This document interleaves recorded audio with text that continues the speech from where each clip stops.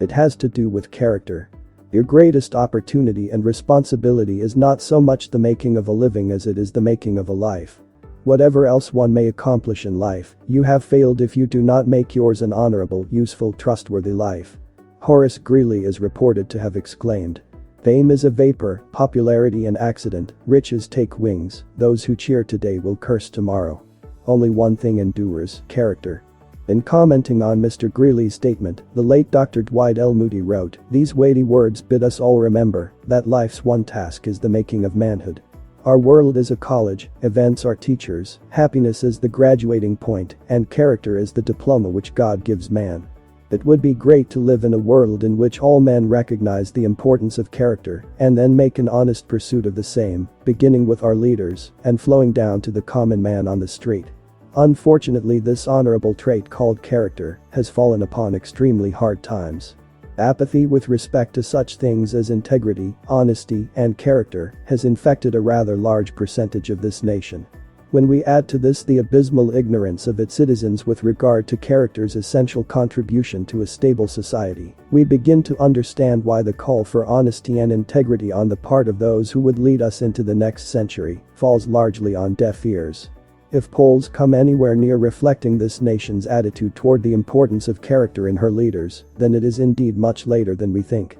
A recent CNN poll reveals that 70% of Americans do not think that character should be an issue in an election year. I submit to you that character is important. It is important for our very existence, yes, even our survival. If history teaches us anything, it is this: absence of character among any people spells disaster and ruin. When a people throw off moral character and integrity, there is nothing left to hold them together. Try to imagine a society in which lies were accepted, where promises meant nothing, and where dishonest and unethical business dealings were the norm. No man, not even the liar and the thief, would want to live in such a place. The problem of crime and violence in our society are not economic. It is a problem of an absence of character and moral integrity.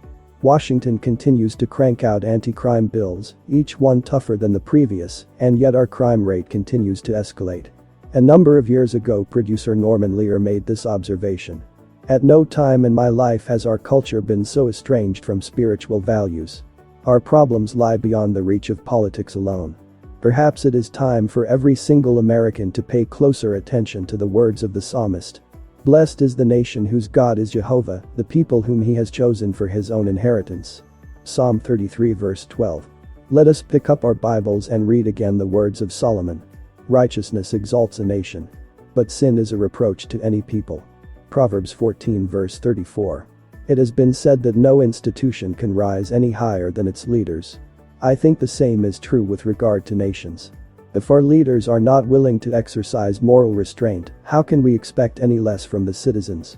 It would seem, as the poll previously mentioned indicates, that we no longer expect our leaders to demonstrate genuine character, and worse yet, we don't care. Perhaps the most frightening aspect about our present lack of concern with regard to character on the part of our leaders is the fact that such is actually a reflection of what we expect of ourselves. Charles Colson, close associate of President Richard Nixon, pinpointed the problem a number of years ago when he wrote that the most terrifying thing that can happen to a society is the death of conscience and its young people.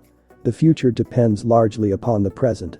Where we want to be in 10 years will be determined by the choices we make today. And, yes, much more than we think, or perhaps care to admit. It has to do with character. Article by R. Boswell for CDMI.org.